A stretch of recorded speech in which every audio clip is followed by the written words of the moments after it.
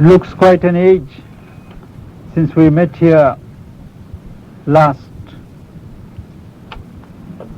So often, due to various reasons, our meetings have had to be postponed.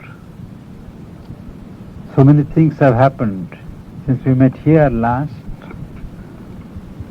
And before resuming the thread of our studies in the synthesis, the yoga of knowledge particularly, I thought it would be of interest to you to know what I have been doing, especially in certain spheres which have a relevance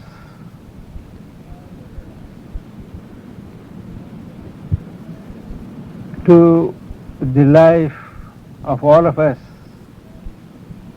who are gathered here. All these 3 decades I have confined myself to life in the ashram, the yoga practice, studies, work, service, and very little of outside contacts. However, it is only during the last 1 year or so that there were indications, both from within and without, that a change was coming and I had to be prepared for it. It was in the course of this movement that a few months ago a publicist from the town approached me. He came into my life in a very funny way. I had known his name all these years, at least 15-20 years, and I was told that he is a very evil man. And I never met him, had never seen him even. But during the last 1 year, I had occasion to read his poems. He writes a poem per week in his journal, and it occurred to me that a person with an evil in him could never write those poems, because each time I read them, they touched certain levels in my being that I started feeling a certain affinity. And when some of those poems were collected in book form, he approached me whether I would be willing to preside over a function releasing the book to the public and also inaugurate the book. I found it significant that he should have approached me, whom he didn't know. So I did go and associate myself with the book.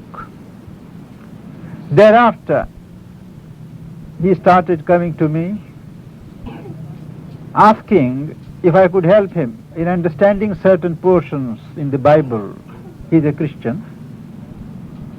which had been some sort of problems to his rational understanding. I did my bit in the light of Sri Aurobindo's and Mother's teachings. And when I explained to him, he found it very natural. That way the contact increased. Till about 3 months ago or 4 months ago, he asked me if I would start along with him an inter-spiritual fellowship, inter-religious fellowship. I told him yes, but the name should be changed from inter-religious to inter-spiritual. And I explained to him how the age of religions is over. Religions have done their parts, and it is the spiritual age that is dawning. Then someone objected that spirituality is all one, and how could there be interspiritual? Well, I had to explain again from the background of Sri Aurobindo's thought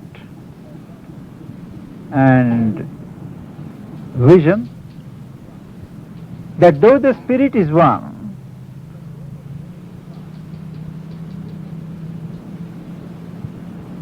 the experience it lends itself to is various.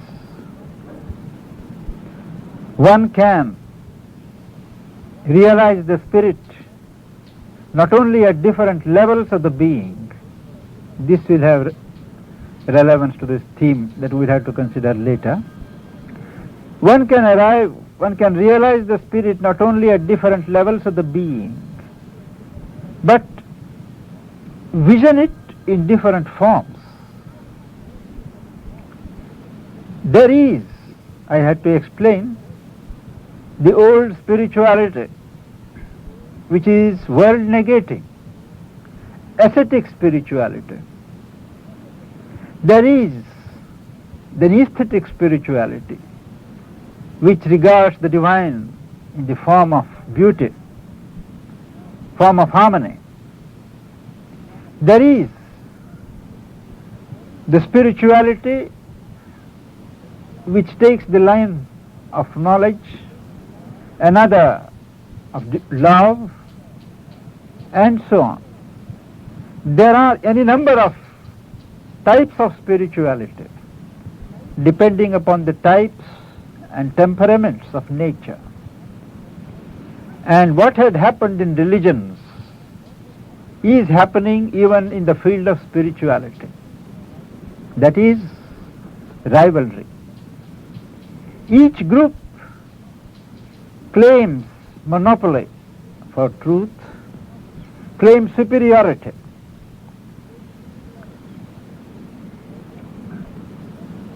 Condemns or deprecates the others. A time has come, if the spiritual age is to be expedited, when we must find the meeting ground.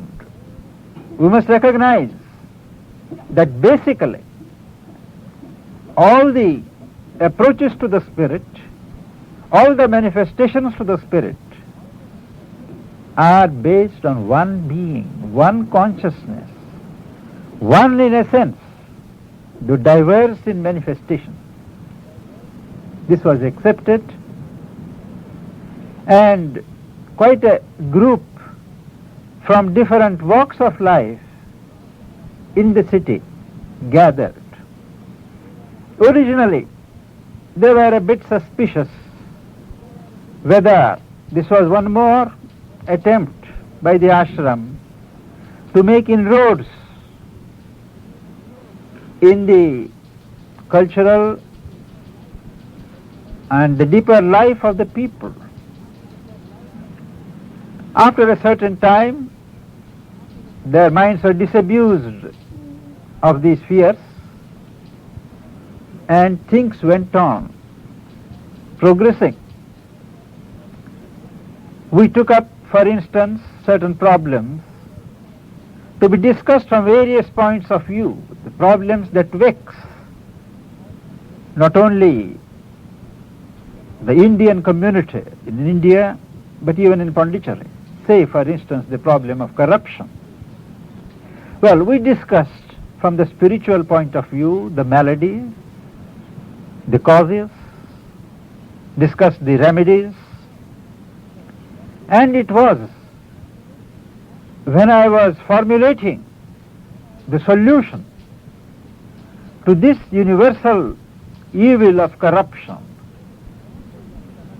that it dawned on me with a certain impact that the one solution is the universal man.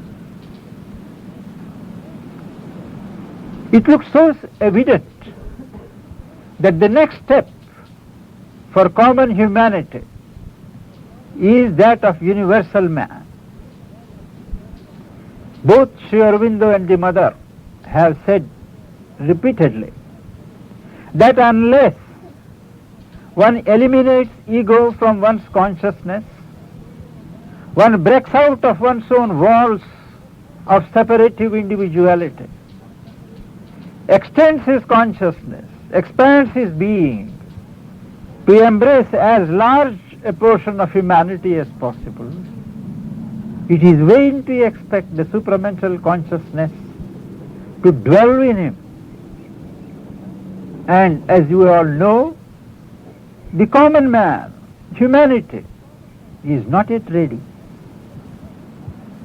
to accept and practice. They may mentally accept, but to practice the way that leads directly to the supramental perfection.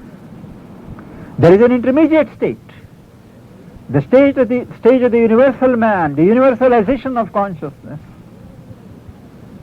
the blossoming of the cosmic consciousness that has to be gone through. And I felt, if that is put in terms that an ordinary intellectual or a developed man, cultivated man can understand, that could be not only the meeting ground but the stepping ground for the further evolution. I proposed it, I discussed this with a few of my colleagues in the fellowship, and they warmly welcomed the idea. It was pointed out to them that the universal man is not confined to the spiritual dimension of life, but in the field of economics, polity, sociology, education, in every aspect of life, unless man takes steps to broaden himself, takes a large view, takes steps to universalize his outlook, his inlook, and his consciousness, there can be no lasting solution to the problem. Unless I can feel the problems of my neighbor as my own, the best in me will not come forward to solve them. So the project of universal man is being put through certain preparatory forms.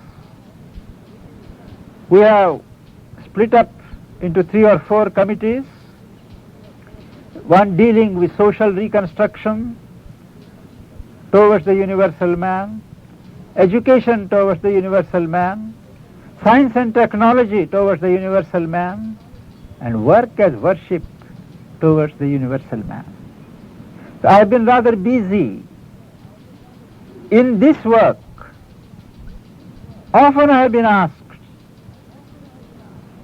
why shouldn't you bring friends from Auroville who have gathered here precisely for this large vision, to realize this large vision? I have told them that they will come in the right time. But I thought you should know that side by side with the life that we are leading here, building up Auroville, we have to keep our ears tuned and eyes focused on what is going on around us. It is the winds from Auroville that have created an atmosphere suitable to the emergence of the universal man. And all of you should have a thought that this idea of universal man should germinate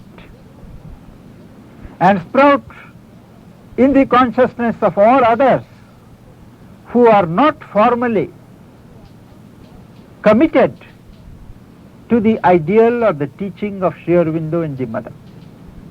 They also have a claim on truth. Humanity includes many sections. Whatever they may think, we can't afford to limit ourselves to those who accept this so-called ideology. We have to be broad, large in our hearts, and as I had occasion to say in the final session of the World Union Conference the other day, we who have received so much from the spiritual gifts of Sri Aurobindo and the Mother are anxious to share the bounty with the world at large. And in the process, we are prepared to assimilate what the world has got to offer to us. So this is the stage where the project of Universal Man stands, and I expect early next month it will be formally inaugurated in the city. Then will be the time for those of you who agree with the principles, with the programs which will be published, to identify yourself at least in your minds and add your moral and spiritual weight on the side of that movement. Further, third, as you are all aware, we had the World Conference of the World Union last week. It was the fourth such conference held during the last 15 years of the existence of the World Union. Its theme was World Unity, Concept and Practice. This in turn was split up into 4 groups, study groups. Each committee devoting itself for an examination in depth of the content of world unity, of the ways and means to achieve world unity, the type of education that promotes world unity, and the manner in which all sections of society could be involved and made to participate in this world union movement.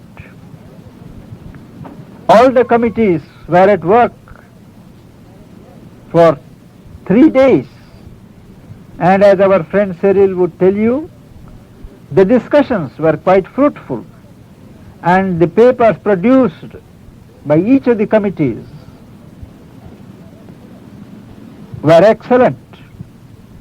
An integrated statement was made and presented on the last day,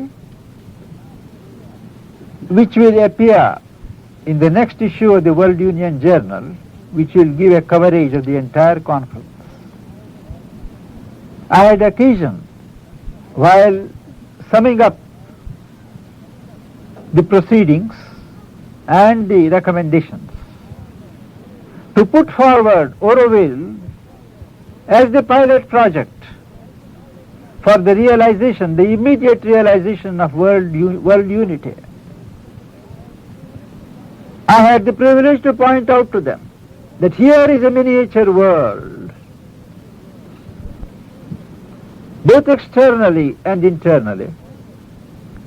And I asked each one who had gathered there, in order to participate in the world union movement, that they should play some part in whichever way that is given to each one in the building of Auroville. Auroville, not a city of buildings, not a city of numbers, but a unique city of consciousnesses. I don't say consciousness, because there are and there will be gradations of consciousness representing the different levels of consciousness that humanity has arrived in its evolution on earth. It was warmly accepted, and I do look forward to a very fruitful association between the members of the World Union, not only in Pondicherry but outside, and Auroville.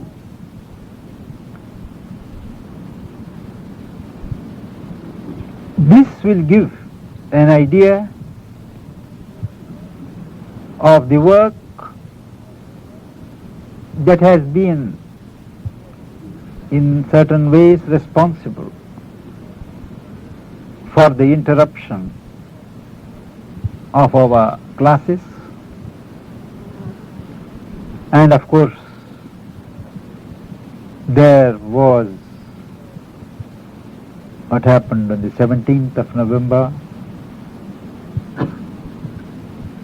subsequent developments. I did have occasion to come there and speak to you, and it comforts me that my efforts to present the situation as experienced by my consciousness has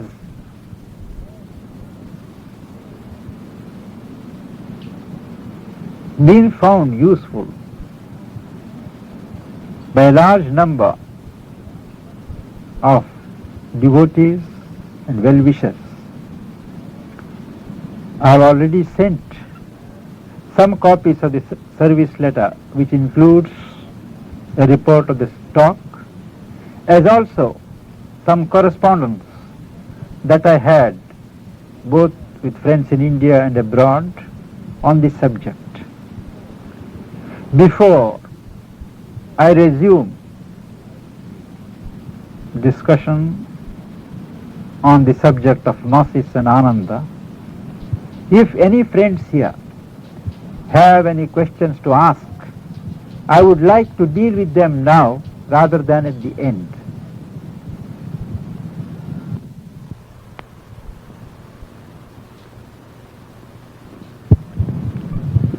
There is no politics in this movement at all, though polity, the science of the organization of human society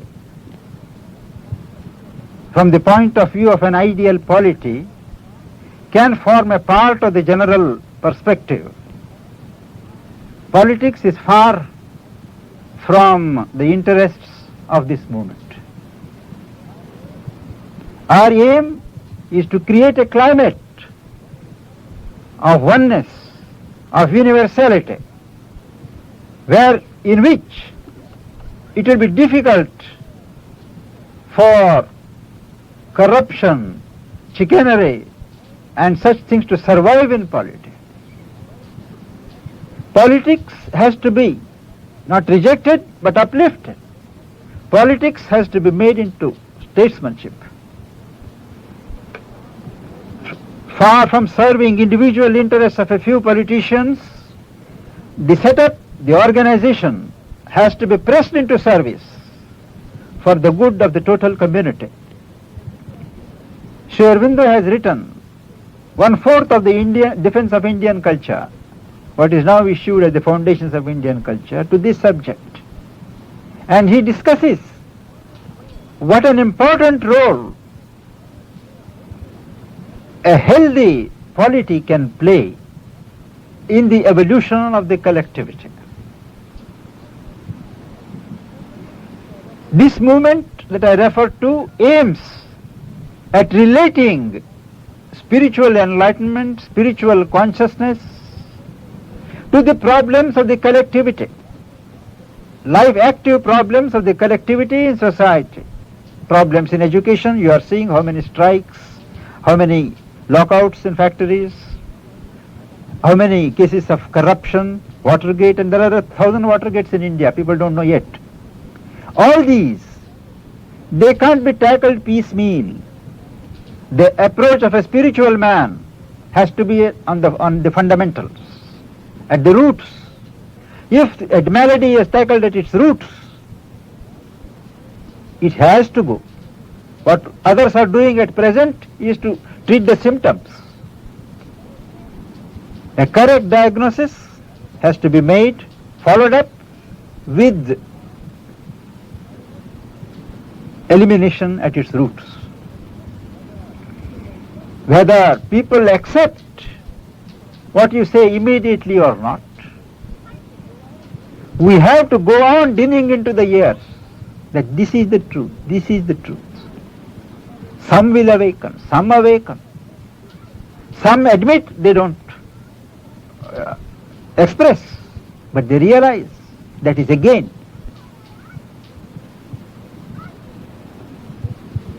We intend there to associate.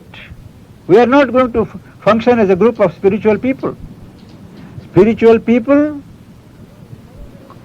in collaboration with the authorities in different fields, principals, professors, student representatives, administrators, parents, for instance in the field of education.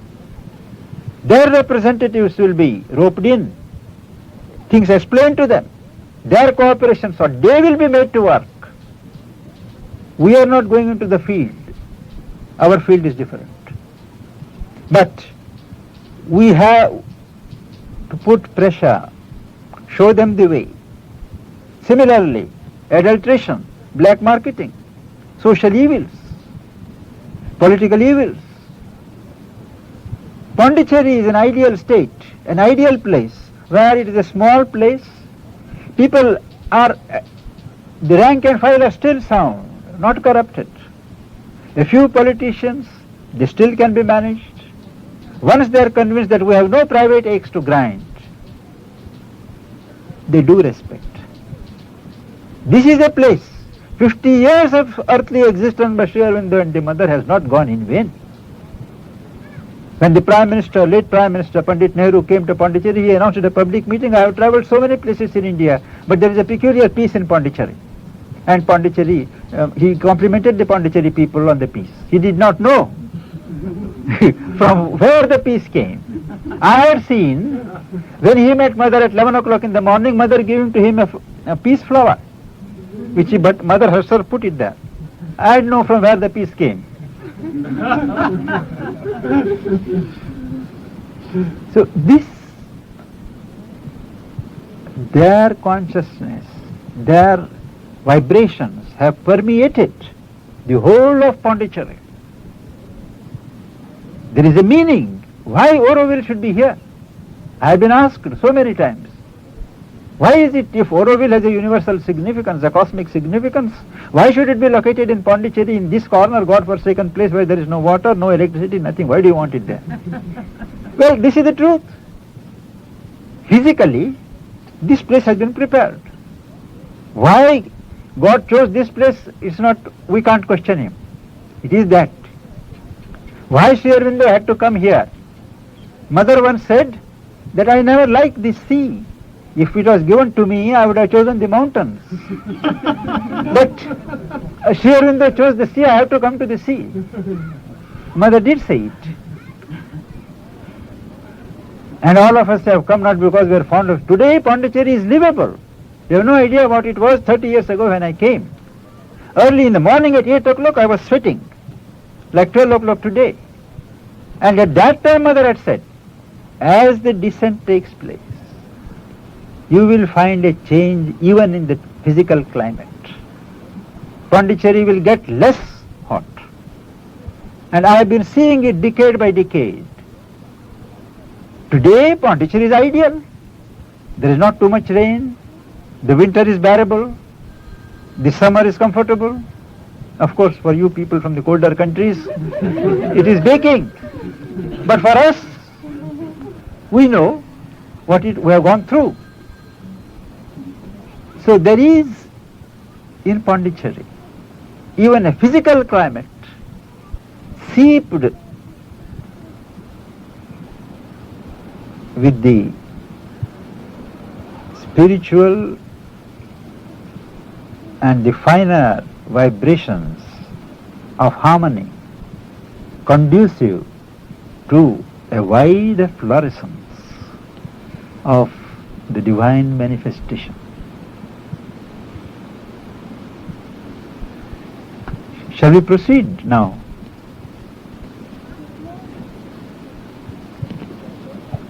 It is a difficult chapter. We came up to the Gnosis, described the various levels that the seeker has to ascend before he arrives at the Gnosis. The chapter that we are dealing with discusses that the Gnosis is not the end. The supramental world, the plane, is not the terminus.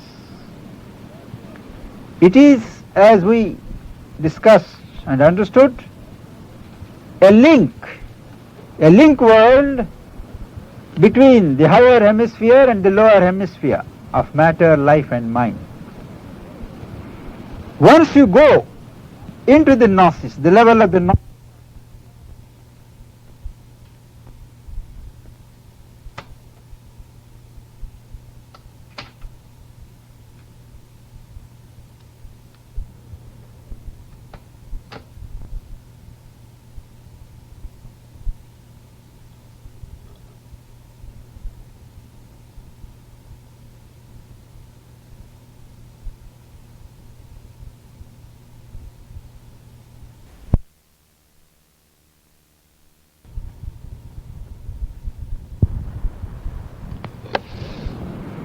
once you go into the Gnosis, the level of the Gnosis, there is a complete reversal of consciousness.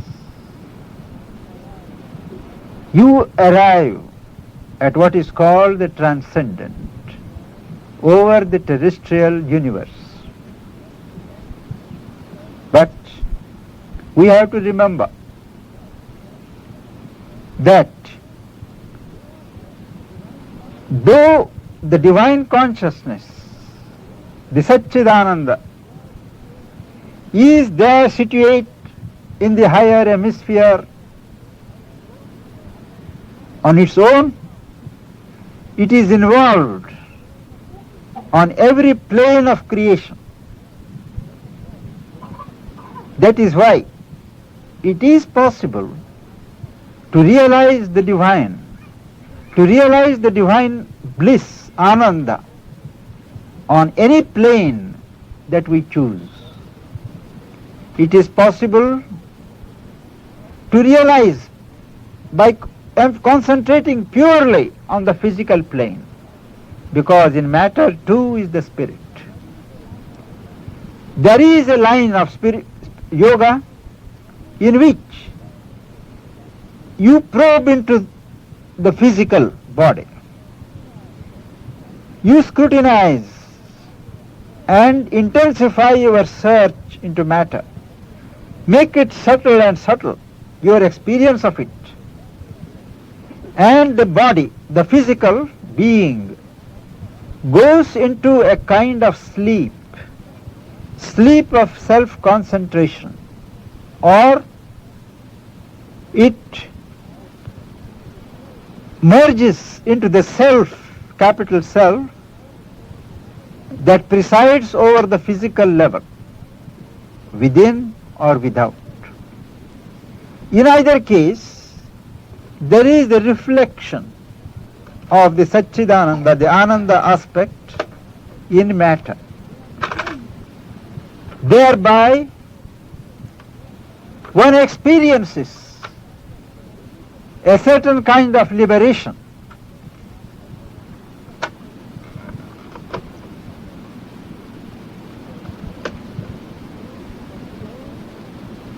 One behaves like a child of God.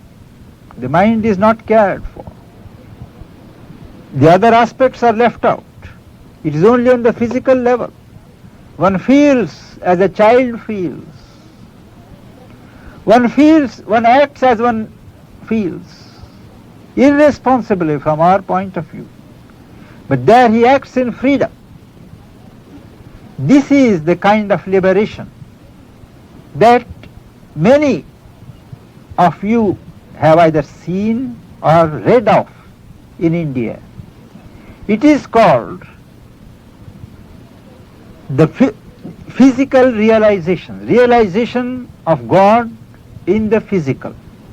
You will find many sannyasins, godmen, lying on ant hills, forests here and there, look so crude, so dirty, but there is a light in their eyes, there is a love in their heart.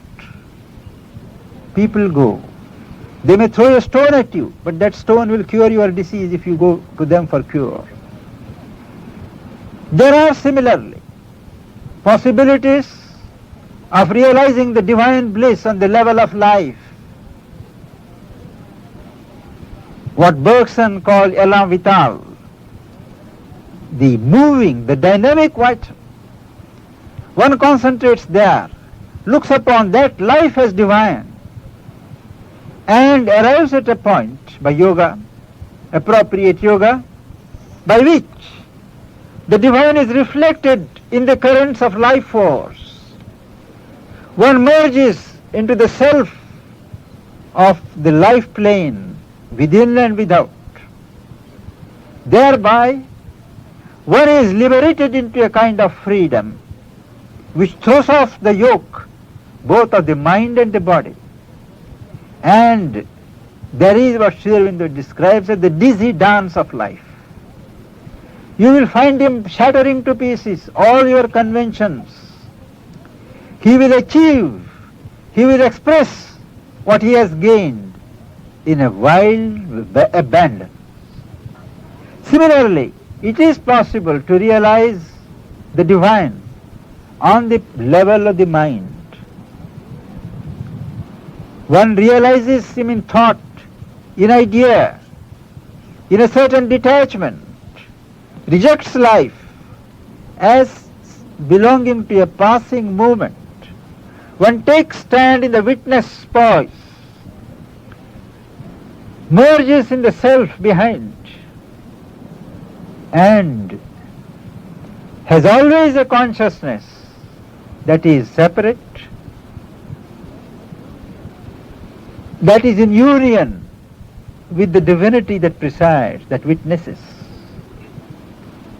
Such a person is aloof, a hermit, a sage, a contemplative seer.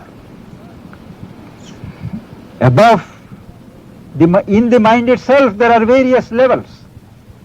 Possible to realize the divine in the thought mind, higher illumined mind, and so on till you come to the level of the gnosis.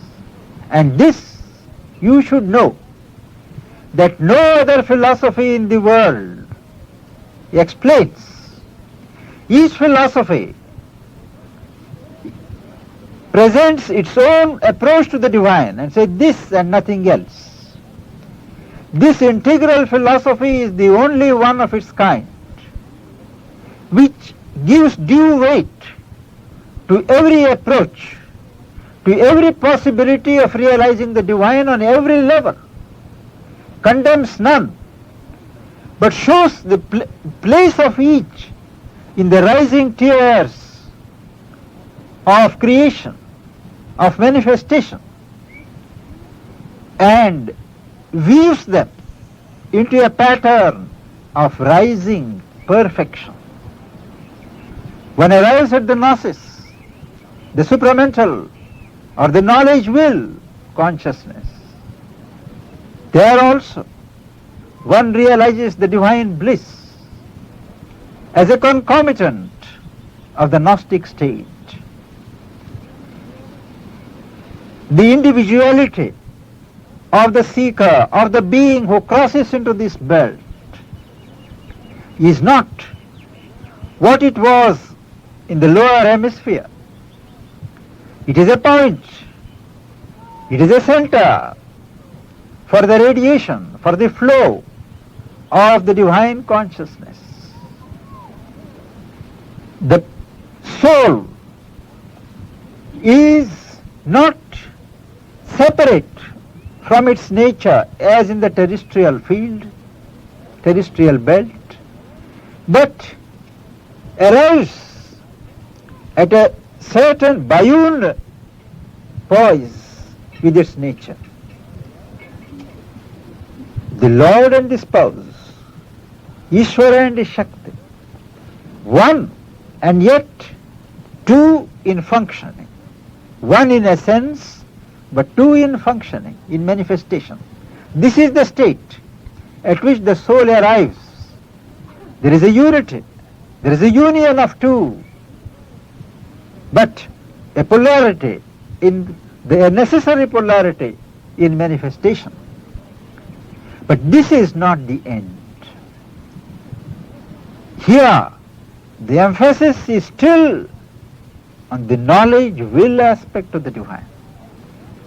It is only the other side that is replete with bliss. As one of the oldest Upanishads describes, there is the self of food, by which they mean the material self. Indwelling that material self is the self of life, what they call the Purusha. Indwelling this life self is the mental self, mind self. Indwelling the mind self is the knowledge self. And indwelling the knowledge self, the soul of all the selves, is the self of bliss. It is at the creative root of all life. That is why the world of Ananda is described in the Veda as the world of birth, giving birth to whole creation, the source, the fountain. When in the course of spiritual development the soul crosses from the Gnostic into the bliss world, all becomes subsidiary. Knowledge, power, movement, all these become various formulations of an overwhelming bliss. They become particular scintillations of an underlying, no, it is no more underlying, of an overflowing bliss, Ananda. Sri Aurobindo points out here how, when a man arrives at this level, even the desire, even the aspiration for liberation falls off. He traces how the divine Creator draws man to himself through various lures. The first lure is the lure of material comfort, physical comfort, the prizes of mind, the prizes of life force, which man can earn and enjoy on earth by turning to God, by praying to God, by invoking the grace of God. Next, for more developed people, there are the lures of heaven, eternal joy, eternal happiness, undying light. These are present. Later, even these pearls, and there is what Sri Aurobindo calls a very subtle lure, the lure of nirvana, the lure of escape. All is to be rejected, and I merge in an undisturbable, immutable silence or a bliss. Sri Aurobindo points out that even this lure of wanting to escape, of wanting to be liberated, falls off when one touches the world of bliss. For, as another Upanishad points out, when one realizes the cosmic or the supracosmic Ananda, what is there to fear?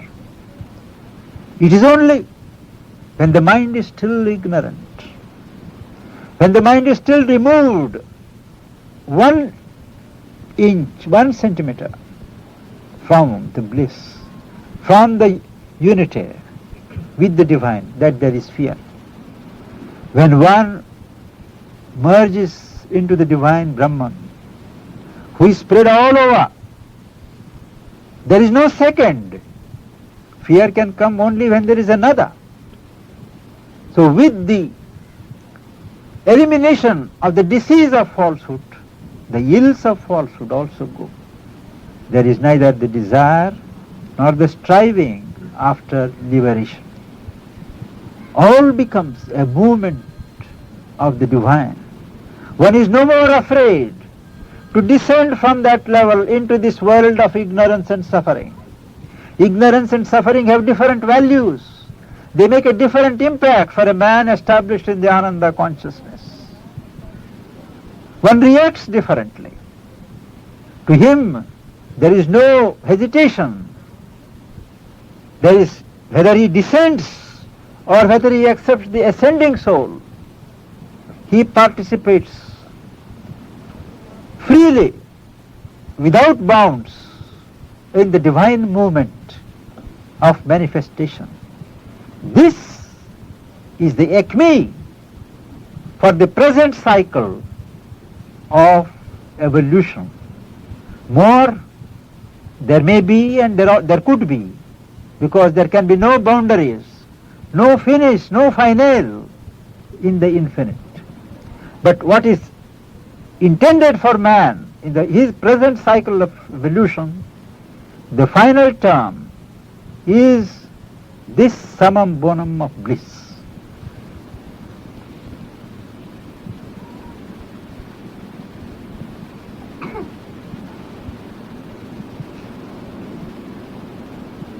Question?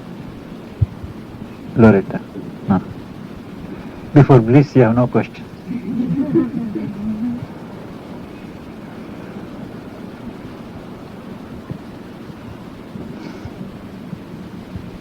Do we meet next Sunday? This is what you say. I think next Sunday the theme is more interesting. It will be higher knowledge and lower knowledge. Less philosophical, I mean. More attainable, more attainable.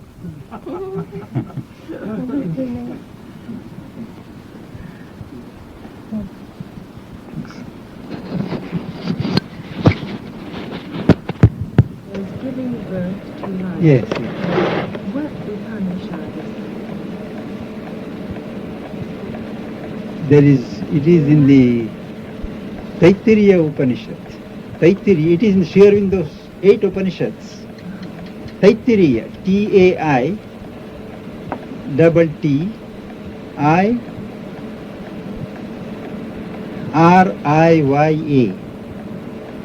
I think it is the last but one in the 8 Upanishads. And in the third section, third part, it is described from Ananda all things are born, in Ananda they live, and in living they depart into Ananda. Goes on. Then in the Vedas, it is not called the world of bliss, it is called the world of birth, Janaloka. They, in the Veda, they speak of the worlds from the top of existence, consciousness, birth, not bliss, jana. And then the world of light, the vast world of light, the world of mind, the world of life, the world of food or physical matter. And the whole conception of Indian positive philosophy is that the whole world exists because of this undercurrent of bliss. If there was not this underlying bliss, there could not be the will to live. In spite of all odds, man wants to live. Somewhere in the Life Divine, Sri Aurobindo remarks that after all is said and done, the sum total of happiness is more than the sum total of suffering. And that is why man wants to live. Barring aberrations, occasional aberrations like suicides, man doesn't want to die. He wants to live. There is underlying every experience a stream of delight. That is the delight which the Creator continuously draws from His creation, and which you and I, as replicas or images of the Creator, are intended to draw.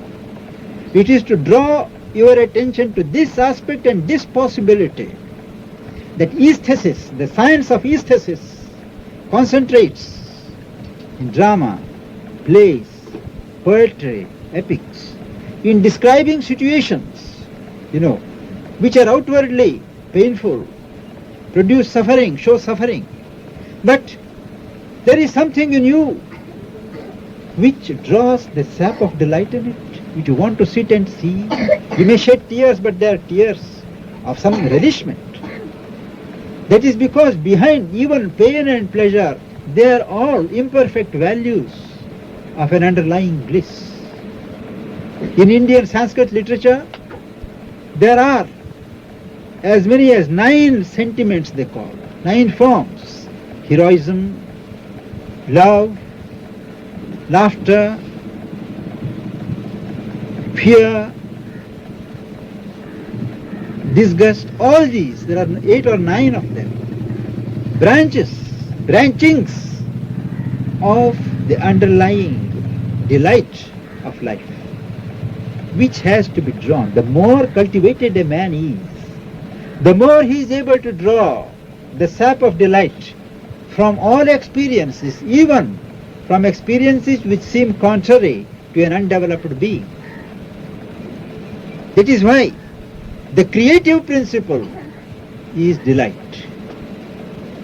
The Lord came out in an ebullition of delight. The delight of creation, the delight of manifesting Himself in conditions which are the very opposite of His own, that is the wager which the divine took against Himself. In the last chapter of the riddle of the world, in answer to a French questioner, Sri Aurobindo describes how this idea could have come. All is bliss, all is full plenary consciousness, there is great delight. But a shadow came, an idea came, possibly, supposing there is no consciousness, there is no consciousness, nations. There is apparently no existence. There is no delight. How can I manifest that? The divine took the challenge.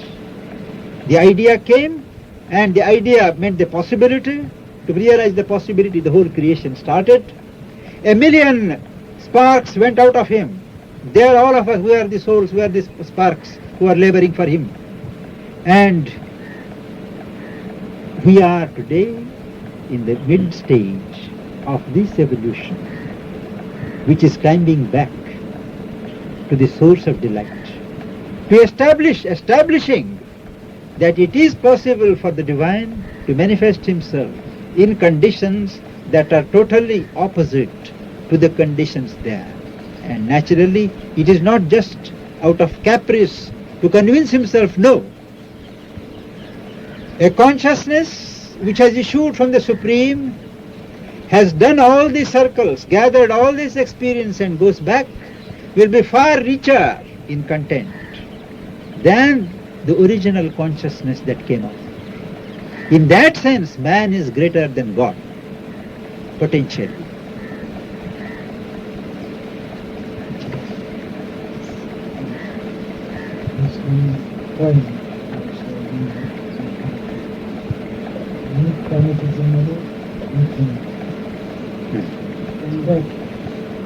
Is the land, it could not find its soul in all that was. It drew itself into a little speck. Can you point out to this? Yes. You see, it depends upon how you look at it. The phenomenon, the thing is the same. The movement is the same. In the small speck, you see, the vast wants to realize itself even in this tiny speck. It is a quantitative illusion that we have got. Sri Aurobindo observes somewhere that the divine is as much present in the huge as in the microscopic. The pressure of consciousness is the same. The quality of consciousness is the same. It is only the illusion of quantity. So the divine in the vast, he wanted to translate himself into the microscopic. It comes to the same thing. It is a totally different condition than a natural infinitude. So the most fragmented finiteness, there the divine wanted to indwell and manifest.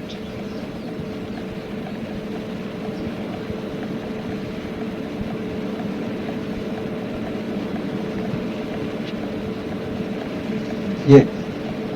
I would like to know what you call this special spiritual significance. You see, it's like a knife which cuts both ways. It's significant, that is true. Last time when a comet came, in 1960, 61 or somewhere there, Mother spoke of a golden being which she met in the comet, who had brought a special substance to be spread out on earth, the golden substance of the supramental world. That's what she said. Now the present comet, when it came, many holy... Some months ago there was another one, wasn't it? Yes, anyway, what I am speaking now is the comet that was in November. November, there was a comet. Seeing that, number of people had predicted that spiritually it is not a good sign. That we are in for a difficult, dark period in the spiritual life of the humanity. And I came to know that a few days before the 17th of November, one holy man, when his attention was drawn to the comet, he said, some great spiritual personality is about to pass away. That was a few days before the 19th of November. That person does not know anything about our ashram or mother or anything. After the 17th, or on the 17th or 18th, when again that person was met, and when the tail was visible clearly, he said the person has left. So there can't be a general rule whether these comets are indications of good or bad. We can take it they are indicative of certain significant movements.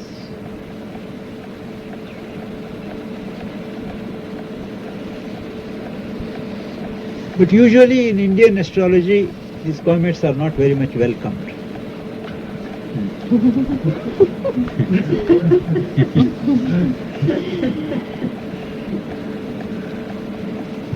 say that a comet signifies a strong change? Some change. It may be for the good, it may be for the bad. It all depends. Even a bad thing ultimately leaves something good, isn't it? It depends upon how we look at it and with what perspective we look.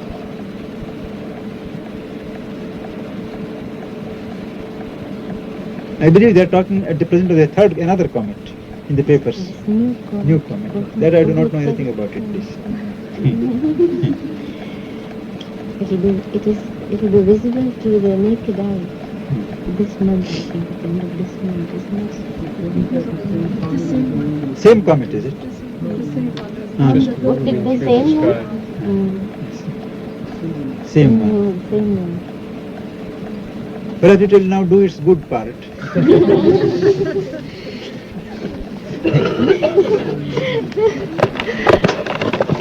वो फट गया